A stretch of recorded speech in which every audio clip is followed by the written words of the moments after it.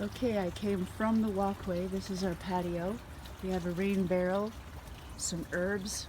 I found this thing at a used store, this whole contraption, this metal contraption here. And I just put some herb pots in there and can cut on that all the time. Oh, I forgot to mention, because this is the whole point of my landscaping, is I did make a little tiny bean leaner, and you can see the flowers on there, and I will have pole beans.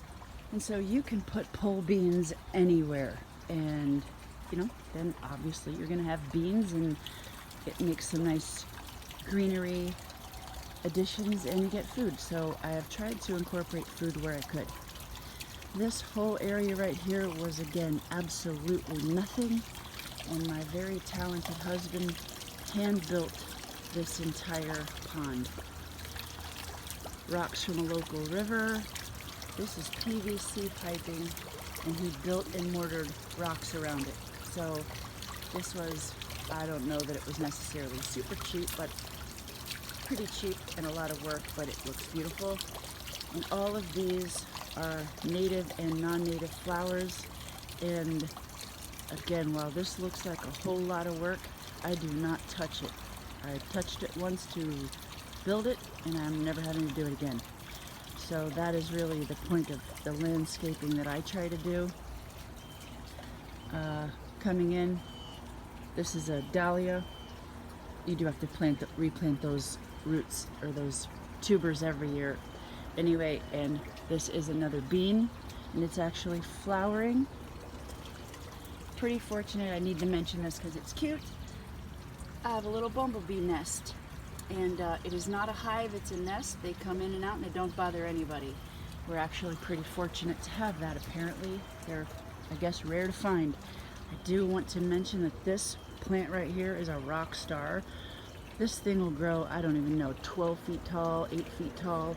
It is a castor bean, and coincidentally that's where you get ricin, the poison, from, but I don't have such dubious plans.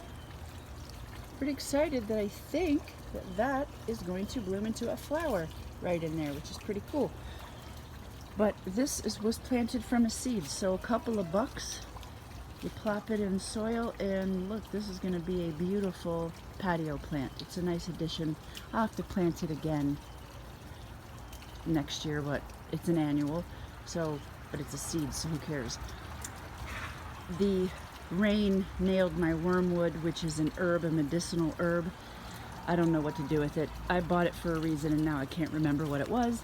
Anyway, the rain knocked it all down, and I failed to cut it back. So I've got to do that today. But besides that, pretend that's not a mess. But it knocked one of my flowers down. Darn it. Anyway, beautiful stargazers. Hens and chicks are really fun to add everywhere because they'll just spread, and they never go away. So this is what we get to look at outside of our patio, and feel pretty fortunate. And I must mention that right in there lives a tree frog who is loud, loud, loud. Makes me very happy. That's my pride and joy, the greenhouse. Obviously that's over the top for most people, but it's what I like to do. The point of this over here is I planted things that made me happy and some food. So, you can put a tomato in a pot. I do want to mention that if you're going to pot a tomato, make sure you look on the back of the package, and it will say determinate or indeterminate. And a determinate tomato will stay bushy and will contain itself basically into the pot. If you get an indeterminate tomato, those are the kinds that just keep growing and growing and producing, but they're not very fit to be in a pot. It'll be kind of a mess and a lot to contend with. Anyway, various flowers that made me happy, and this is my herb area. So, herbs obviously you have to plant every year, except for rosemary will come back if you baby it. Tarragon will come back on its own. Oregano can be invasive, so you sink it in a pot in the ground and it'll stay contained.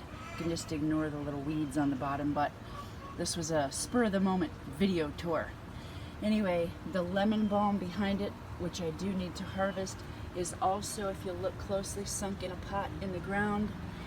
The mints, chocolate mint, pineapple mint, apple mint, lemon balm, they will all take over. And it is a pain in the butt to try to get out. But I had to dig out of the area I put them in. I was sorry I did it. So anyway, now everything like that is sunk into a pot and then it stays nice and tidy. This area right here was nothing, and I created a small forest garden, I'll call it. But you know, just some things that again make me happy. Hens and chicks, those are always fun. Little tiny baby patch of blue fescue. The marigolds I'm obviously going to have to plant every year. But this is a currant, which is a fruit producing bush. We will see. It's an experiment that I put it underneath this new maple tree, new-ish. Hopefully it will get enough light to produce.